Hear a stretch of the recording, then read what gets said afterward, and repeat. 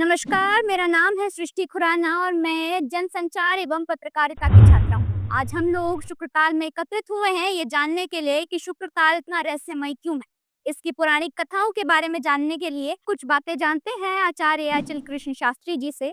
मेरा पहला सवाल आपसे ये होगा कि ये जो वट वृक्ष हम जिसके निकट खड़े हैं, ये कितना पुराना है? जय श्री कृष्णा। अ, हम पावन भूमि सुखतीर्थ में हैं। तो जैसा कि आपने बताया शुक्रताल, तो इस पवित्र तीर्थ स्थल का नाम वास्तव में सुकतार है। क्यों है? क्योंकि श्री सुखदेव जी भगवान वेदव्यास जी के पुत्र परमहंस चूड़ामणि गुरुदेव श्री सुखदेव जी भगवान ने धर्म चक्रवर्ती सम्राट राजा परीक्षित, अभिमन्यु के पुत्र अर्जुन के पौत्र राजा परीक्षित को श्रीमद् भागवत कथा सुनाई और भागवत कथा सुनाकर इस भव सागर से तार दिया था।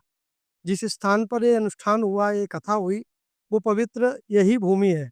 तो सुखदेव जी महाराज ने परीक्षित राजा को भागवत कथा सुनाकर इस भव सागर से तार दिया, इसीलिए इस स्थान का नाम सुकतार है।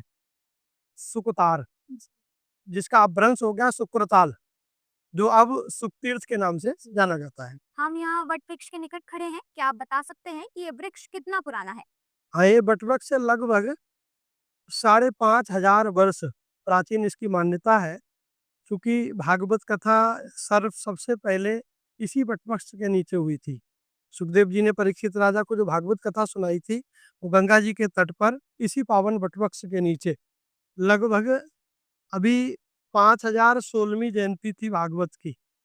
तो इस इतने पहले सुनाई थी, तो लगभग ये 5,500 वर्ष पुराना है वटवृक्ष, महाभारत काल में। जो भक्त इस तीर्थ स्थल पर आते हैं और इस वृक्ष को जानते हैं, तो क्या महत्वता है उन भक्तों के बीच में इस वृक्ष की?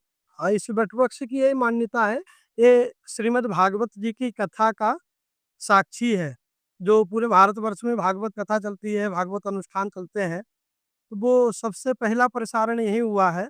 और भागवत कथा अमृत और स्वर्ग का अमृत इस वटवृक्ष के नीचे दोनों आया है, जिस कारण स्वर्ग के अमृत के रसास्वादन से और भागवत कथा अमृत के प्रभाव से ये वटवृक्ष अमरत्व को प्राप्त है। इसीलिए इस वटवृक्ष के नीचे पूरे भारतवर्ष से लोग आते हैं।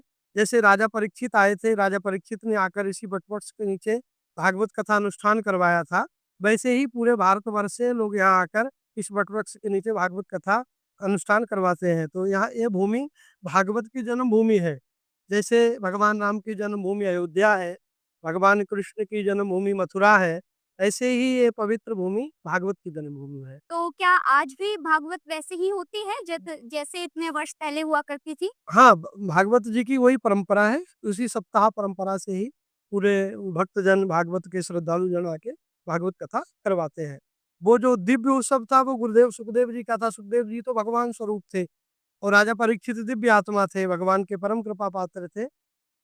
सुखदेव जी तो कोई वक्ता बन नहीं सकता, ना परीक्षित बन सकता है, लेकिन यहाँ पर सब साधक आकर अपना प्रयास करते हैं, अपनी साधना करते हैं, परीक्षित बनने का प्रयास करते हैं, श्रोता बनने का, सुखदेव जी के कृपा पात्र बनने का प्रयास करते हैं। तो ये भूमि कथावाचक और कथा श्रोता दोनों को ही पवित्र करती है।